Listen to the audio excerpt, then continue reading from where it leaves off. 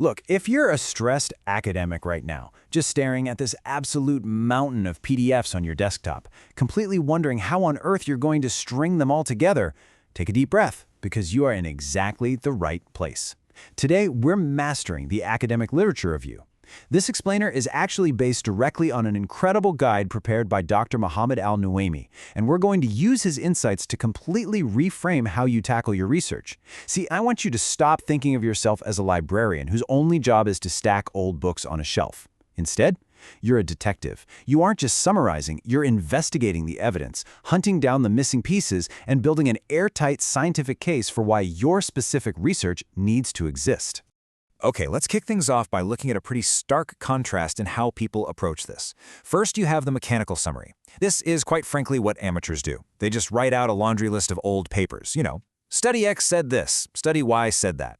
It's just a mechanical, descriptive dump of information. But then, look at the professional reality. A real literature review is actually a critical argument. It's this highly structured debate where you're showing exactly what the scientific field already knows, what absolutely hasn't been resolved yet, and precisely how your new study is going to bring fresh knowledge to the conversation. So, here is our roadmap for this explainer. First, we'll cover the true concept of previous studies. Second, the steps of scientific organization and analysis. Third, exploring and formulating that elusive research gap. And fourth, the art of formulation and how to avoid some really common mistakes.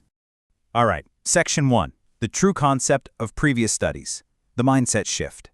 Let's really dive into this. By definition, a literature review is a critical and organized review of research, whether that's articles, books, or theses, designed to analyze trends, results, and gaps.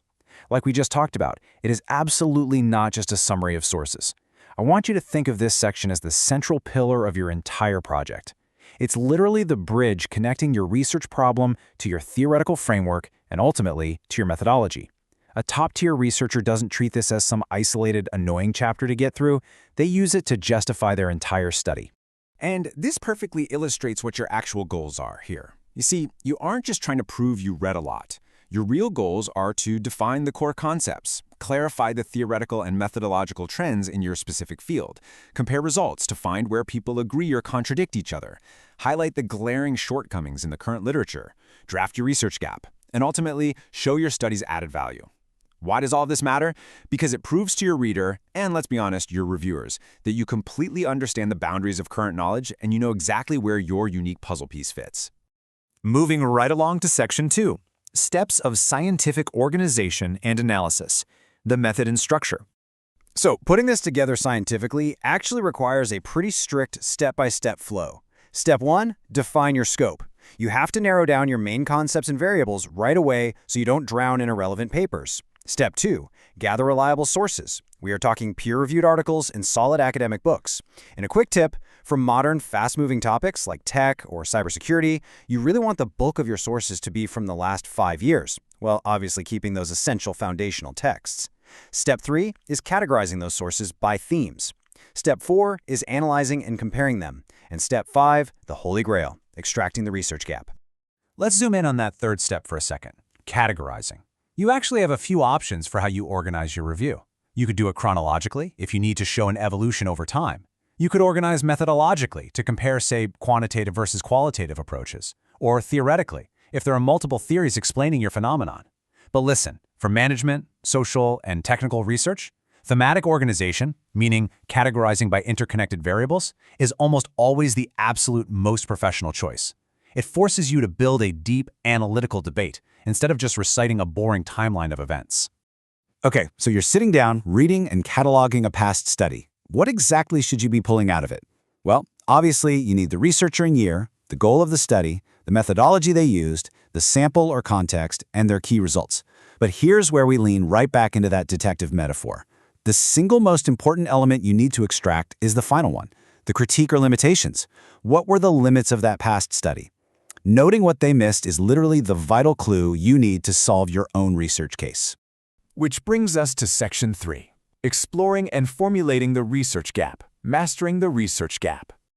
I really want to pause here and ask you directly, how do you actually find a research gap? Honestly, it can feel a bit like searching for a needle in a massive haystack, right? Well, it's a whole lot easier when you actually know what you're looking for. Gaps generally fall into a few very distinct categories. A thematic gap just means a specific relationship between variables hasn't been studied enough. A methodological gap means the field has relied way too heavily on one method, like maybe just surveys, and desperately needs an alternative, like mixed methods. A contextual gap means a topic has only been studied in specific countries or sectors, and it needs testing somewhere else entirely. You might also stumble upon a theoretical gap, with a link between theory and results is weak, or an applied gap, where studies totally fail to offer practical recommendations. The absolute crucial point here is that your gap shouldn't just magically appear out of thin air at the end of your chapter. It has to be built up gradually, logically, by pointing out these specific shortcomings as you review the literature. Finally, Section 4. The art of formulation and avoiding mistakes, execution, and pitfalls. Now, what's really interesting here is looking at a flawless execution of synthesis.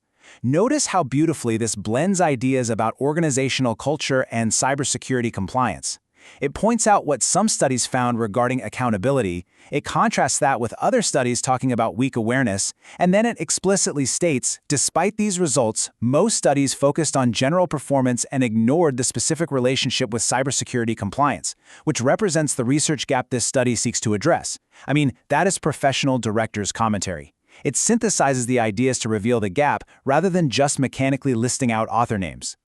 So, let's contrast that beautiful synthesis with the traps amateurs fall into all the time.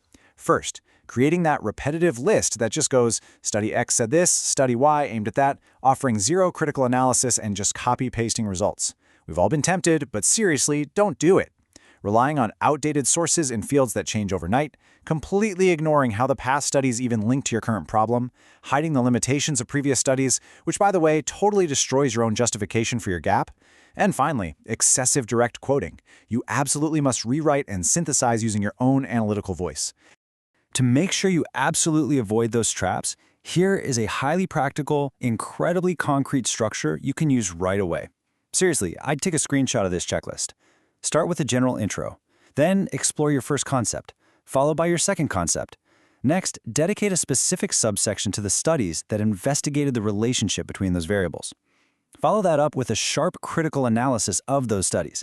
Then explicitly state your research gap. And finally, bring it all home with a concluding summary that links right back to your theory or hypotheses. As you look over your own draft, I want to leave you with this final, really provocative thought. Ask yourself this one crucial question. Did you successfully move your reader from the available knowledge to the absolute scientific need for your study?